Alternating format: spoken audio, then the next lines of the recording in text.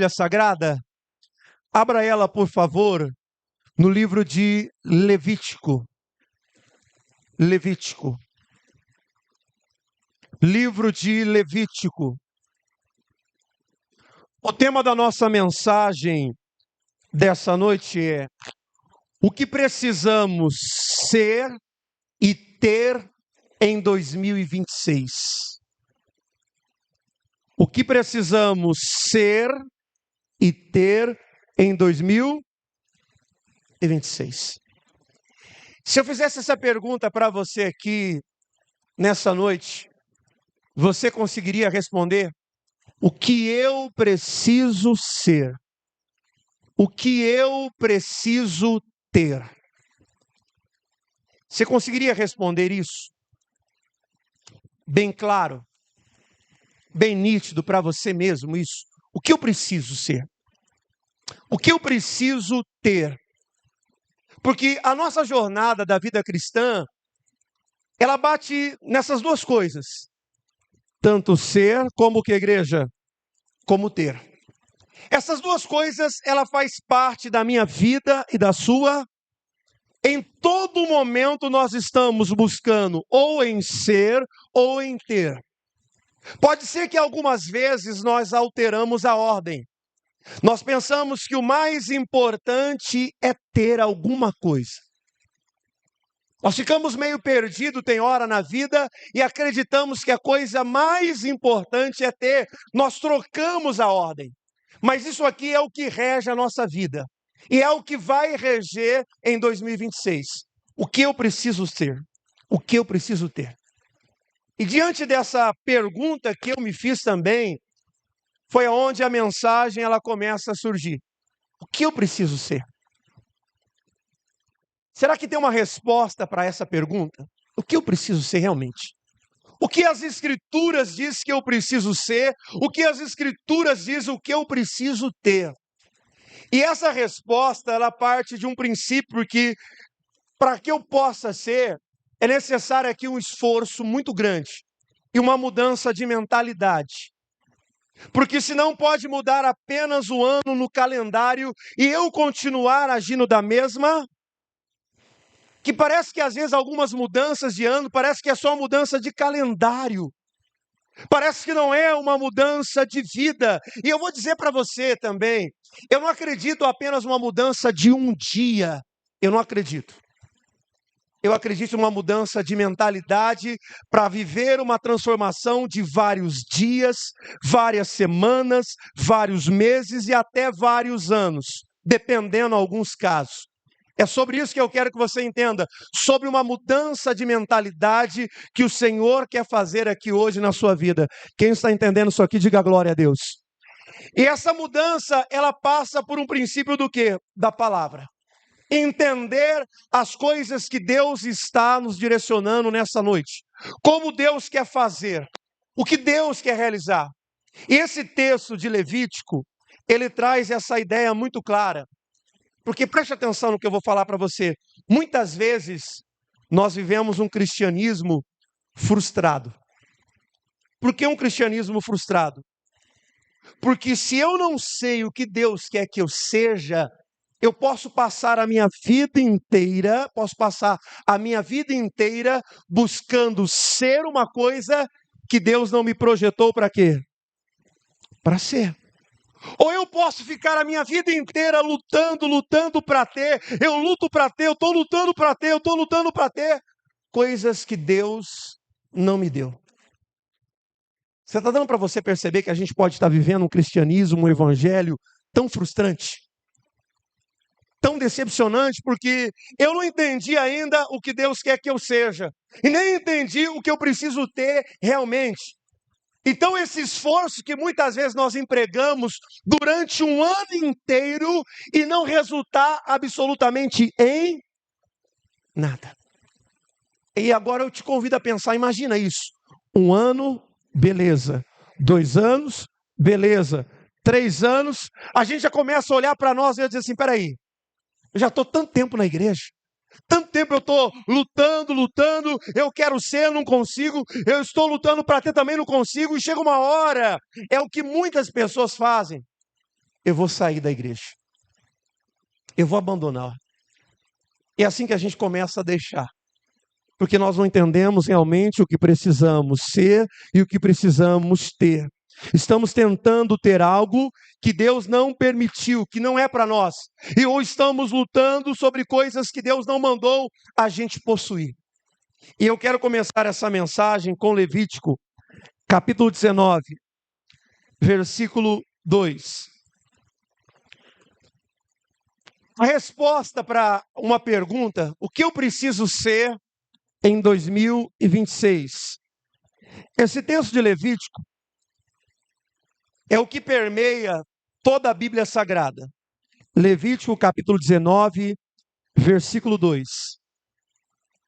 Levítico 19, 2, assim, ó. Fale a toda a congregação dos filhos de Israel e digam: sejam santos, porque eu, o Senhor Deus de vocês, sou o que, igreja? Santo. Então, essa foi a ordem clara. Depois deles receberem todos os mandamentos do Senhor, Deus fala: olha, reúne a congregação. Isso aqui não é uma mensagem para um sacerdote, não é uma mensagem para alguém mais espiritual, mas é para toda a congregação, dizendo assim: sede santo, porque eu sou santo. E nos tempos de hoje, a gente tem negligenciado muito essa área de ser santo.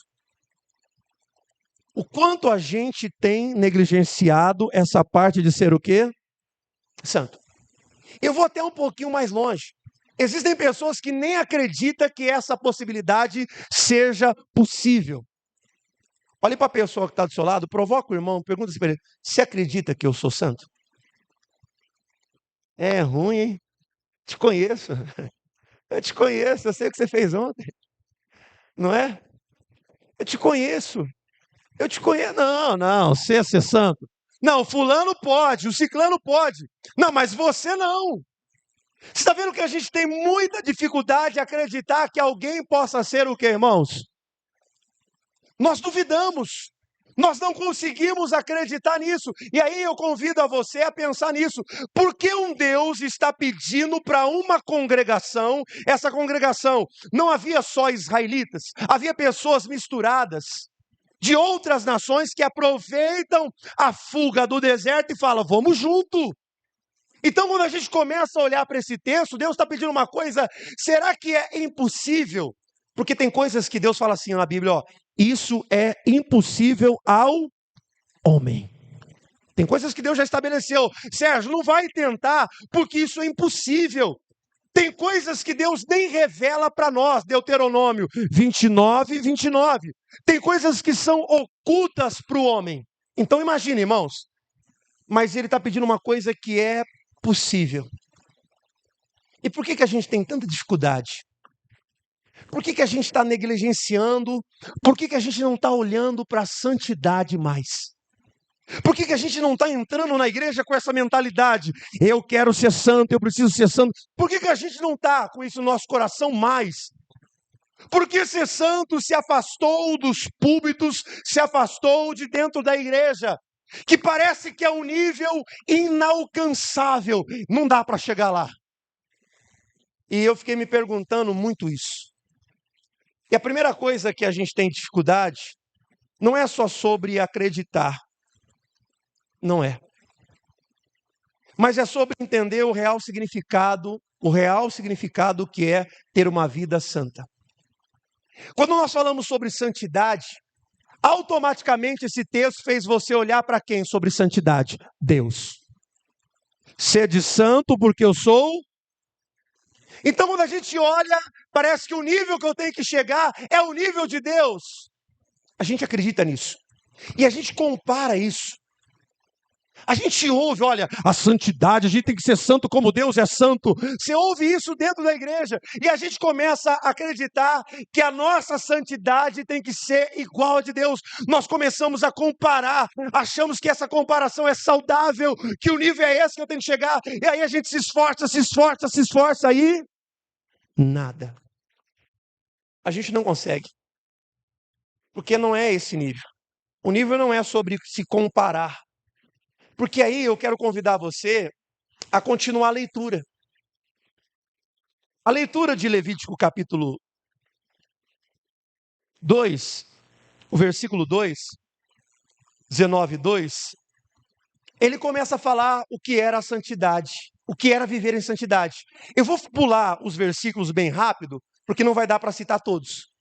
Por exemplo, no versículo de número 2, a lista que ele começa a trazer sobre santidade é essa: respeitar pai e mãe, deixar parte da colheita para os pobres. Versículo 11, não roubar, não mentir. Versículo 12, não desonre o nome do Senhor Deus, usando em jurar falsamente. Versículo 13, não explore nem roube o seu próximo, não fique até o dia seguinte com o pagamento do seu empregado, do seu servo.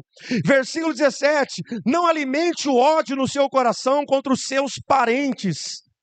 Olha só, confrontem os seus parentes com a responsabilidade de haver perdão. Do 16, não andarás com mexeriqueiro entre o povo. 18, procure não se vingar, não guardar rancor de alguém, mas ame o seu próximo assim como você. Você está percebendo que tem uma lista de coisas? Então, o que era a santidade naquele exato momento? Não era ser comparado com Deus, porque isso é impossível. Nós estamos tentando ser santos, se comparando com Deus, ou se comparando com a vida de alguém. Não vai dar certo. Mas a santidade era relacional. Bom, o que você precisa fazer? Honrar a sua mãe, honrar o seu pai. O que você precisa? Não roubar. Não agir levianamente com o seu empregado. Não destruir a vida dessa pessoa que está debaixo da sua autoridade. Você está percebendo que a vida santa começa nas pequenas coisas? A santidade é você se separar para quem? Para Deus. Por quê? Para essas coisas pequenas, simples, do dia a dia. Por exemplo, por que nós temos muita dificuldade dessa santidade? Por não entendermos, por não acreditarmos, ou por olhar, achar que isso aqui é impossível. Não, não é impossível. E quando nós falamos de consagração, por exemplo, está vendo esse copo aqui? A consagração funcionava isso aqui, ó. Se eu consagrei esse copo não é um copo mais comum. Esse copo é de uso exclusivo de quem? De Deus. Acabou. Esse copo não vai voltar mais para a cozinha. Esse copo vai ficar aqui no altar. Esse vai ser usado só para quem? Para Deus. A santificação é isso. É quando nós nos separamos para quê? Para poder viver o nosso cotidiano, o nosso dia a dia. E como isso tem sido tão difícil, irmãos? Como tem sido tão difícil viver coisas do cotidiano, do dia a dia. Tudo o que ele está falando aqui em Levítico é coisa do dia a dia. Não é nada anormal a não ser a coisa do seu dia. Quer ver só um exemplo? Quer ver como que é difícil muitas vezes? Por exemplo, quando você vai no mercado. Quem foi no mercado essa semana? Você voltou o carrinho no lugar? Ou deixou lá? E aí a gente diz aquela bela frase: todo mundo faz. A gente faz assim, ó, dá aquela fiscalizada, não é assim? Ó, famosa fiscalizada. A gente deixa o carrinho lá e sai, como se nada tivesse. Não é assim? Deixa lá. Porque todo mundo faz. E quando nós falamos sobre ser separado por Deus, é sobre essa santidade nas pequenas coisas. Ah, vou virar aqui mesmo. Mas é a contramão, vou virar aqui mesmo. Todo mundo vira aqui. Todo mundo vira. Mas todo mundo vira. Você está percebendo que é as pequenas coisas aonde a gente está falhando? Porque quando falava sobre santidade, e fica imaginando, imagina no lugar de Deus, imagina isso no seu coração, imagina Deus indo no mercado e deixando o carrinho lá. Imagina Deus entrando na contramão. Imagina Deus sendo desonesto. Nas pequenas coisas. É sobre isso que ele está tratando conosco aqui hoje, irmãos. A santidade, ela não começa nas grandes coisas, ela começa nas pequenas. Eram esses pequenos gestos. No livro de Levítico, ele começa a abordar os pequenos gestos, as pequenas coisas.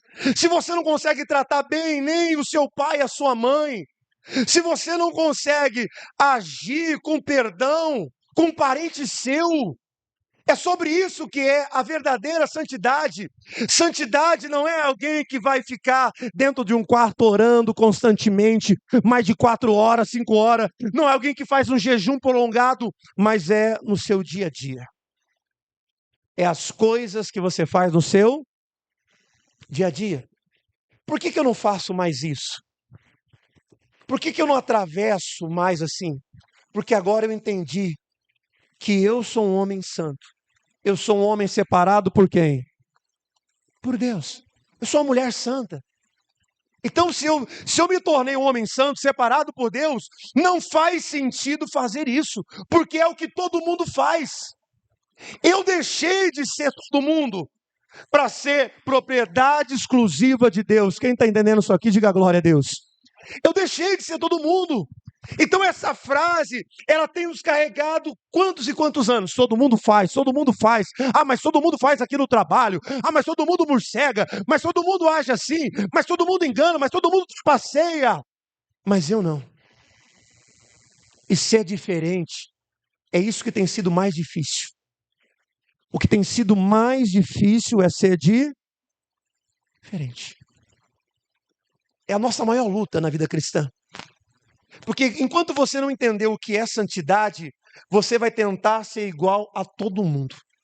Mas quando você entender o que é santidade, você vai querer ser diferente de todo mundo. Quem está entendendo isso aqui, diga glória a Deus. Você não vai querer mais ser igual. A santidade, ela traz essa percepção, eu não quero mais fazer isso. Eu não vou fazer isso. Não, mas pode andar de carro aqui, que ninguém pega, não tem blitz. Não, eu não quero fazer isso. Eu não quero. Por quê? Porque eu sou um homem santo. Para que eu vou andar sem habilitação? Para que eu vou fazer isso? Ah, mas não dá nada não, todo mundo faz, aqui não tem blitz, mas eu não vou fazer. Ah, mas você é bobo. Não, eu não sou bobo. É porque agora eu entendi realmente o que é ter santidade. E essa santidade que o Senhor passa na Bíblia Sagrada, ela permeia toda a Bíblia, desde o princípio. Por exemplo, você pega a criação, você abre a sua Bíblia em Gênesis capítulo 2, fala da criação. E aí Deus cria o homem e a primeira coisa, a primeira ordem que Deus dá para o homem, sabe qual é? Dentro do Éden? Não coma do fruto dessa, não coma. E qual é a forma de praticar santidade nisso? Naquela época, a sua criação falava tete a tete com Deus. Diferente de nós, que nós temos que orar hoje aqui. Na viração do dia, falava face a face com o Senhor. E aonde Deus está pedindo santidade aí, pastor? Quando Deus disse não coma, Deus estabelece um limite. Quando Deus diz não coma, Deus estabelece uma obediência. Viver santidade naquele exato momento era entender aonde era o meu limite. Viver santidade dentro do Éden era entender o que é obediência. Eu só tenho que obedecer. Se Deus colocou para mim não comer, a Eva até diz, no capítulo 3, para nem tocar. Se Deus falou para não tocar, estabeleceu o limite, e isso que eu vou obedecer. Você está vendo como que é viver a santidade? A santidade, ela é vivida nas pequenas coisas. Você consegue dizer por irmão que está só, a santidade, ela é vivida nas pequenas coisas? Se eu perguntasse para você aqui, tantas coisas que nós perdemos em 2025, porque não entendemos esse princípio. Porque aí eu vou convidar você agora a pensar, porque quando eu olho para a Bíblia Sagrada, tudo que Deus agiu e fez, tudo, você vai perceber que antes Deus mandou o povo se consagrar. Por exemplo, a primeira vez que Deus fala com o seu povo no Monte Sinai, a primeira vez que Deus fala, que todo mundo ouve, audível para todo mundo no Monte Sinai. A primeira coisa que Deus fala para o seu povo é, se consagra. Se consagra. Santifica o povo, Moisés. Santifica quem? O povo. E o povo se santifica para ouvir a voz de quem? De Deus. Então imagina isso. Aí se você caminhar mais um pouco à frente, você abre o livro de Josué, no capítulo 3, Deus fala assim para Josué: Josué, santificai-vos hoje, que amanhã o Senhor fará maravilhas no vosso meio. E aí o povo se santifica e Deus faz milagres. E isso vai se repetindo.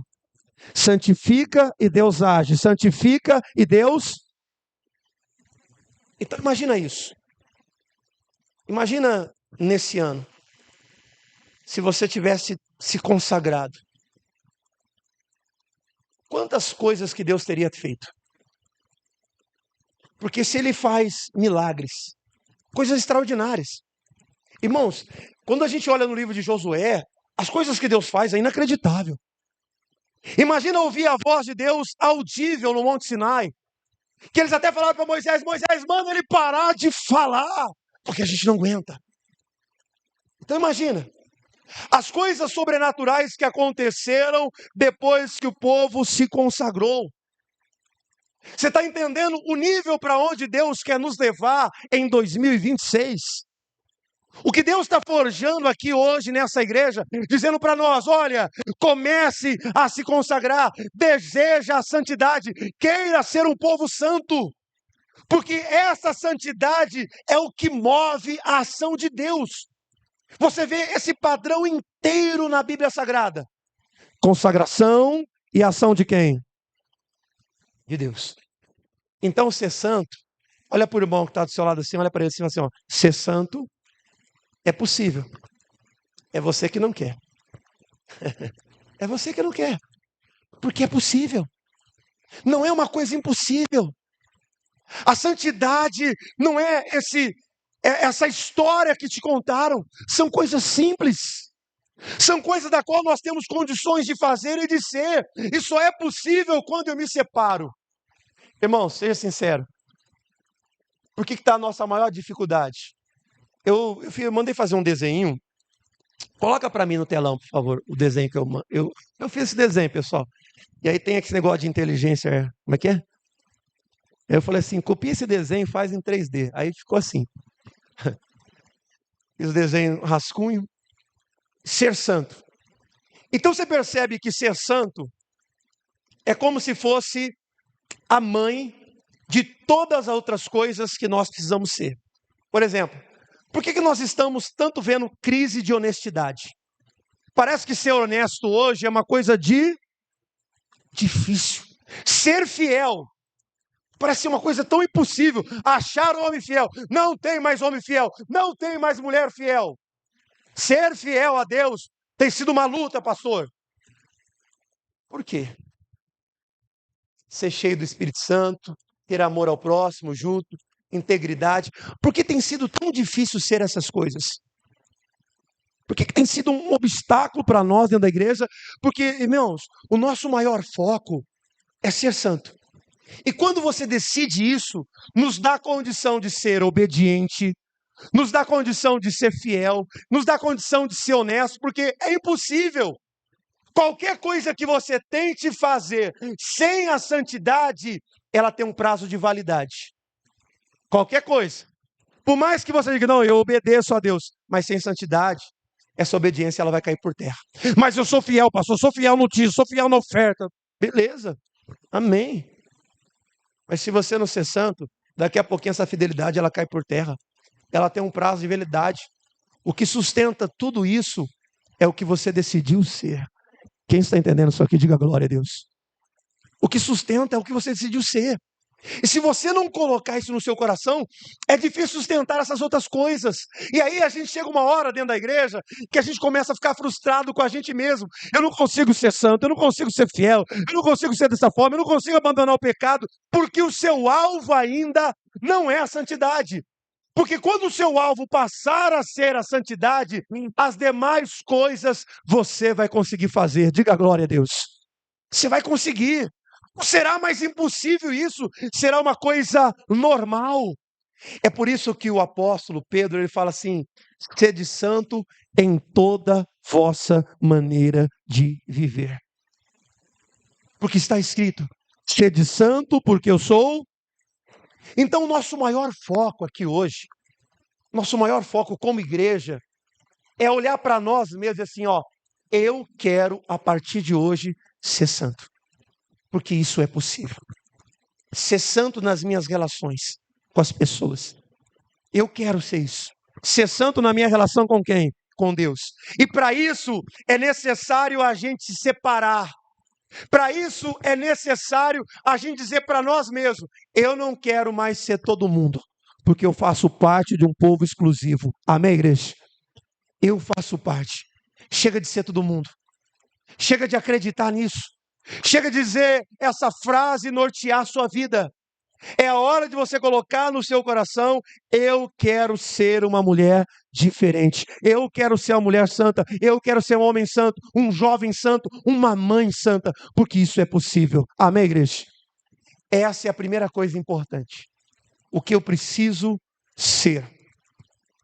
Agora eu quero dizer para você o que você precisa ter. O que você precisa ter? Eu acho que quando a gente fala o que eu preciso ter, na nossa cabeça, logo vem as coisas que está faltando. O que eu preciso ter? Uma casa. O que eu preciso ter? Um carro. O que eu preciso ter? Isso, eu preciso ter aquilo. Logo vem coisas materiais. Mas eu vou dizer para você que não é sobre isso aqui hoje. Não é sobre você ter alguma coisa material. Não é sobre isso. Eu quero te levar às Escrituras. Por exemplo, o que Deus pediu no Antigo Testamento para o povo ter? Quando a gente olha no Antigo Testamento, eu vou falar só do Antigo Testamento bem rapidinho.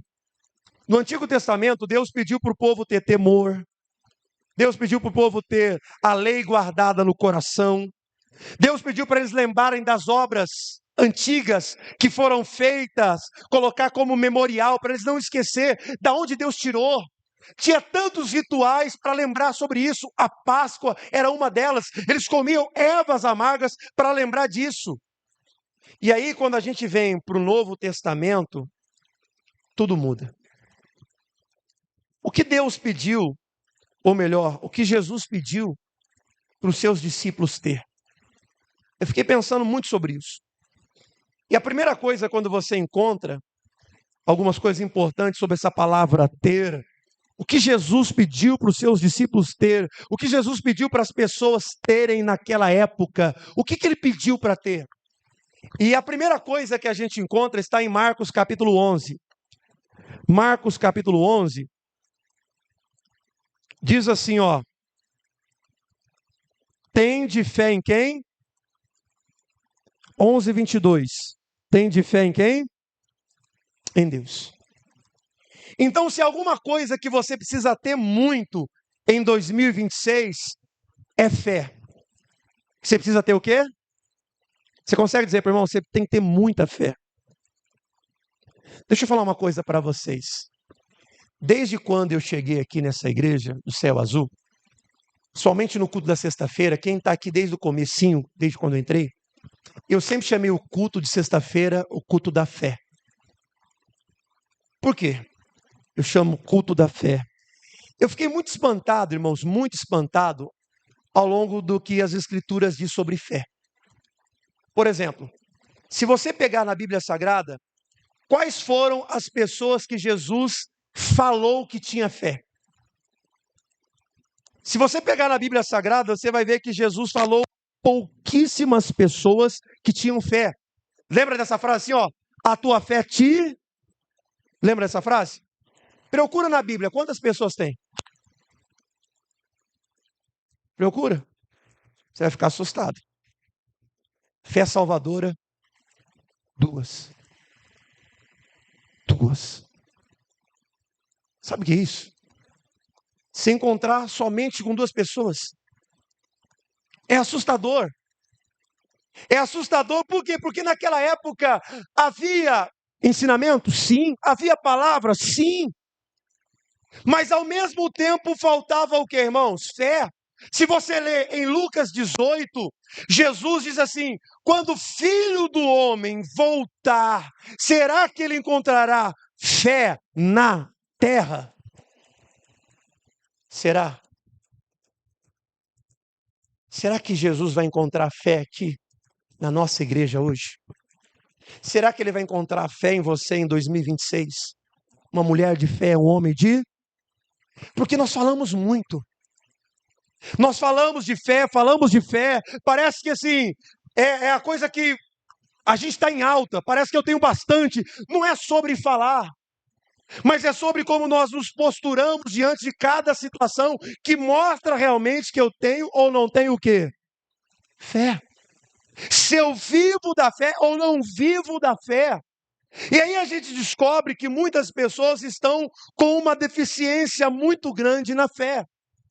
E é isso que Jesus começa a tratar naquela época. Pessoas de pequena fé. Ele encontra isso nos seus discípulos. Ele diz para os discípulos: homens de pequena, por que duvidaste? Por quê? Você está percebendo que era alguém próximo? Então não adianta eu falar que eu tenho fé só porque eu tenho proximidade. Não adianta eu falar. Você pode vir na igreja e falar: não, eu tenho fé. Mas o que mostra a sua fé são as circunstâncias em qual você vai viver e passar. São elas que vão dizer para você se você tem fé ou não tem fé. Aí a gente olha para Jesus assustado. Ele dizendo assim para o centurião: eu não encontrei tamanha fé nem mesmo em Israel. Eu não encontrei fé como a sua. Eu não encontrei. Eu não achei esse homem com essa fé. E aí a gente olha, ele é um gentil. Todas as pessoas que Jesus encontrou de grande fé não eram pessoas frequentadoras do templo. Eram pessoas que estavam fora do... Não é assustador isso? De ver pessoas que estão do lado de fora têm mais fé do que as pessoas que estão do lado de onde? Não é assustador isso? Imagina, a gente fala: meu filho não vem nem na igreja, ele não tem fé. E de repente ele tem mais fé que você. Meu marido não tem fé, ele não vem na igreja, ele não tem fé. De repente ele tem mais fé do que você. Você consegue entender isso aqui? Então quando eu começo a olhar para a Bíblia Sagrada, eu começo a ficar assustado. Porque eu começo a encontrar poucos relatos sobre fé e muito relato da falta de fé. Tem um momento que Jesus volta para Nazaré, ele vai pregar em Nazaré, e a Bíblia diz assim, que ele fica assustado com a incredulidade daquelas. Sabe o que é ficar assustado? Você entrar no lugar e falar assim, é porque Jesus, ele consegue, vamos dizer assim, por ser Deus, consegue ver o termômetro da fé de cada um assim. E de repente, quando ele olha para o termômetro da fé daquelas pessoas, ele fica o quê? Assustado. Você consegue entender isso? E aí eu faço essa pergunta. Se Deus entrasse aqui nessa noite, ele ficaria surpreso com a nossa fé ou ficaria assustado? Como Jesus ficaria? Será que Jesus ficaria também assustado como ele entrou no templo de Nazaré e ficou assustado com seus conterrâneos? De não encontrar fé, mas só encontrar incredulidade. Jesus disse para aqueles homens quando não conseguiram expulsar um demônio: ó geração incrédula, até quando estarei no meio de... Até quando? Então você começa a perceber, irmãos, uma das coisas que nós vamos precisar ter em 2026 é muita fé. Amém, irmãos? Você consegue dizer para a pessoa que está falando uma coisa que você vai precisar ter?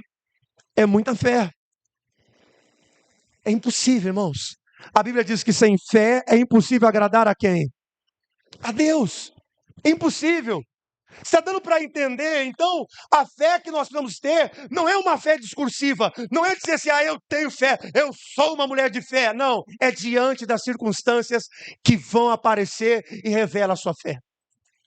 Eu estava falando com um pastor antes de entrar na mensagem, e eu falei assim, o diabo, ele não desmascara a nossa fé. O diabo não desmascara. É nós que vamos ter que desmascarar a nossa própria. que a gente tem que olhar para nós uma hora da vida e dizer assim, peraí, eu vou tantos anos na igreja e não tenho uma fé. Não tenho fé para nada. Eu não tenho fé para nada. Porque tudo que envolve Deus, envolve fé. O diabo não desmascara a fé de ninguém. É nós que vamos precisar desmascarar nossa fé. Olhar para nós e dizer, espera aí, essa fé que eu construí não me leva a lugar. Eu tenho que mudar. Eu tenho que ser uma mulher de fé. E eu te convido mais uma vez a refletir. Imagina tantas circunstâncias que aconteceu na sua vida em 2025 e que Deus esperava que você agisse com, e você agiu. Seja sincero. Tantas situações que Deus estava pronto para agir, Deus estava pronto para fazer alguma coisa, mas Deus só esperava que você agisse por fé. É o que ele perguntou para esse homem: ainda não tendes fé? Ainda não tem? Tudo que Deus está esperando de nós aqui nessa noite é romper um novo ano, mas com uma consciência assim: eu preciso ter e ter muita fé. Amém, igreja? Segunda coisa que nós precisamos ter, segunda coisa importante que nós precisamos ter de ter ânimo. Ânimo. Muitas e muitas vezes Jesus disse: tem de bom ânimo. Tem de bom ânimo porque Ele te chama. Tem de bom ânimo. Levanta. Tem de bom ânimo porque Ele te chama. Tem de bom ânimo. Tem de bom ânimo porque eu venci esse mundo. E Jesus cobra muito isso. Ânimo. Porque uma das coisas que mais nos paralisa na vida cristã é o desânimo. Então, uma coisa que você precisa ter nesse ano é muito ânimo. Ânimo para orar. Ânimo para se consagrar. Ânimo para vir para a igreja. Ânimo para correr atrás daquilo que você quer. Você precisa ter ânimo. Porque quantas e quantas pessoas foram privadas de receber aquilo que Deus tinha, porque faltou o que, irmãos? Ânimo. Eu olho para a Bíblia Sagrada, é interessante que quando, no livro de Números, do capítulo 13, conta a história que eles vieram da terra prometida. E todos eles espiaram a terra, olharam e falaram: nossa, a terra é maravilhosa. Há maná, leite e mel nessa terra. E eles começaram a falar mal das dificuldades daquele lugar e começaram todos eles a ficar desanimados. E aí Caleb e Josué vêm e dizem assim, ó, nós vamos subir e vamos subir animosamente, com ânimo. O que Deus espera de você nesse ano de 2026 é que você tenha ânimo. Porque tem pessoas que às vezes passam quase que metade de um ano apagado, afundado em desânimo. E quanto desse desânimo não vira depressão? E quanto desse desânimo não vira ansiedade? E quanto desse desânimo não vira nostalgia? Quando esse desânimo tem paralisado você? E hoje Deus está dizendo para você assim, ó, vai começar um novo ano. A sua mentalidade precisa mudar. Se até hoje você andou em desânimo, Deus está dizendo para você aqui hoje, tenha bom ânimo. Amém, igreja? Diga para a pessoa que está só na sacudida, ele fala assim, ó, tenha bom ânimo. Deus conta com você. Amém, igreja? Deus conta. Deus está esperando isso de você, como mãe, como pai, como empresário, como homem de Deus. Deus está esperando esse ânimo seu. Quarta e última coisa importante. Em João capítulo 13, versículo 35, Jesus diz assim, ó, nisso todos conhecerão que sois meus discípulos, se tiverdes amor uns com os outros. Então, uma coisa que nós precisamos ter em 2026 é amor. É amor. Muito amor. E eu estava falando com os líderes de obreiro daqui da nossa igreja, falando com eles, e a gente olha a oração de Paulo. E uma das orações que Paulo faz pela igreja de Colosso é que cada um deles pudesse se aprofundar no amor. Que não tivesse um amor superficial. Superficial. Jesus está dizendo nesse texto aqui: vocês vão ser conhecidos como meus discípulos se vocês mostrarem amor um com quem? Com os outros, porque eu vos amei. Eu vos amei. E muitas vezes, irmãos, como nos tempos de hoje está sendo difícil encontrar pessoas que estejam dispostas a amar. E quando eu falo amar aqui, é de uma maneira incondicional. Não é daquela forma com uma condição. Ó, se ele for assim, assim, assim, assim eu amo. Se ela fizer isso aqui, isso aqui, isso aqui, isso aqui, se eu ganhar alguma coisa, eu amo. Não é esse amor. Porque, pensa comigo, irmãos, o Evangelho é um lugar que sempre nos chamou para o amor. O Evangelho é um lugar que sempre remeteu o amor. Deus amou o mundo de tal maneira. Entregou o seu Filho unigênito, para que todo aquele que nele creia não pereça, mas tenha vida o quê? Em todo momento. Em todo momento ele estampa isso claramente para nós, o amor. Amor, amar. E foi o que eu falei para os obreiros, eu falei para eles assim, para o líder, eu falei assim, gente, se o apóstolo Paulo está orando para que as pessoas pudessem amar umas às outras, e por que nós não estamos orando? Por que nós não estamos orando? Porque você acha que é fácil? As pessoas vão pisar no calo. As pessoas vão criticar, vão agir assim, vão agir dessa forma. Hoje é mais fácil a gente ficar com ódio do que com amor. E aonde foi que a gente se perdeu? Por que a gente não consegue mais amar? Ah, pastor, eu fui amar e olha o que aconteceu. Eu me frustrei, fui decepcionada, fui traída, fui enganada. Eu sei que pode acontecer vários e vários fatores para a gente deixar de amar alguém. Eu lido com pessoas há anos, eu sei o quanto é difícil lidar com pessoas. Mas mesmo assim, ainda a maior e melhor opção ainda continua sendo o amor. 2026, o quanto você poderia ter amado? O quanto você poderia ter amado pessoas? Gente, amar pessoas. Não é amar pet, não. Desculpa quem gosta de pet aí, tá? Desculpa os pais de pet, mãe de pet aí. Mas amar pessoas. Pessoas mesmo. Que a gente preferiu agir com ódio, com raiva. Que a gente foi tomado pelo calor do momento. Paramos de amar, paramos de frequentar, não vou mais lá naquela casa, não vou mais falar com ele, aonde a gente deveria ter o quê? Amado. A gente deveria ter feito isso. Tem uma canção secular, e essa canção secular, ela fala muito sobre isso. Alguns de vocês devem ter ouvido Lapide. Eu deveria ter amado, odiado menos. Não é assim que a canção fala? Eu deveria ter feito isso. E aí, quando a gente percebe, a vida passou, a gente preferiu guardar ódio, rancor, raiva, eu não vou mais receber esse menino aqui, ele não vem mais na minha casa, e a gente prefere isso. Então, olhe para você hoje. Se você, em 2025, foi incapaz de amar, Deus está dizendo para você assim, ó, 2026, seja diferente. Ame, e ame de maneira incondicional. Amém, igreja? Eu falei num culto de quarta-feira aqui na igreja. Eu falei, só é possível a gente fazer essas coisas se a gente entender o que a gente já recebeu. Não é sobre o que a pessoa fez. Se eu for tentar só amar minha esposa, Elisiane, só por aquilo que ela faz, algum momento vai dar ruim. Mas eu preciso amar a Elisiane, a minha esposa, na perspectiva daquilo que eu já recebi de quem? De Deus. Amém? Quando eu parto pelo princípio do que eu já recebi, aí eu consigo perdoar, aí ela consegue me perdoar. Mas quando eu parto só do princípio do que ela está entregando, a gente não consegue, irmãos.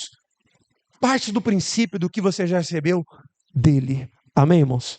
É dele. Então, se eu pedisse para você agora responder essa pergunta mais uma vez, o que eu preciso ser em 2026? Qual seria a nossa resposta como igreja hoje? Como congregação? Ser santo. É o que a gente precisa ser mais do que nunca. Ser santo. Desejar isso. Esse ser o nosso anseio, ser a nossa busca daqui para frente. Amém, igreja?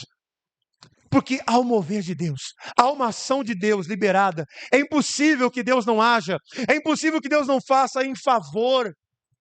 Você percebe que até mesmo quando Deus destruiu tudo, acabou com tudo, aonde Ele age? Naqueles que eram santos. Então para analisar. Deseje mais do que nunca. Se você precisa ter alguma coisa, tenha fé, tenha ânimo e tenha amor. Amém, igreja? Agora pensa comigo. Todas as outras coisas que você precisa, elas serão adicionadas. Todas elas. Deus não esqueceu de nenhuma das coisas que você precisa. Amém, irmãos?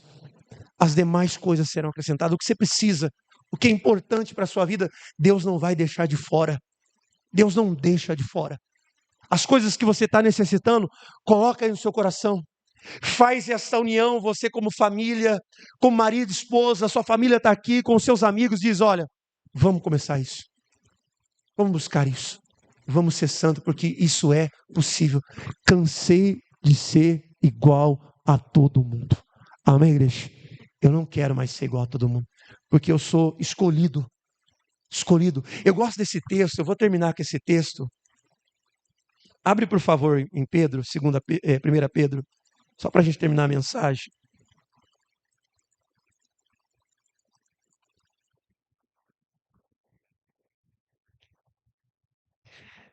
Primeira Pedro, capítulo 2, versículo 9. 2:9 diz assim, ó. Vocês, porém, são povo escolhido, reino de sacerdote, nação santa, propriedade exclusiva de quem? De Deus. É o que Ele te chamou para você viver. Você é um povo escolhido. Ele nos chamou para ser sacerdote, o reino sacerdotal. Na onde a gente estiver, Ele chamou a gente para ser um povo santo. Amém, igreja? Vamos aplaudir a Jesus bem forte.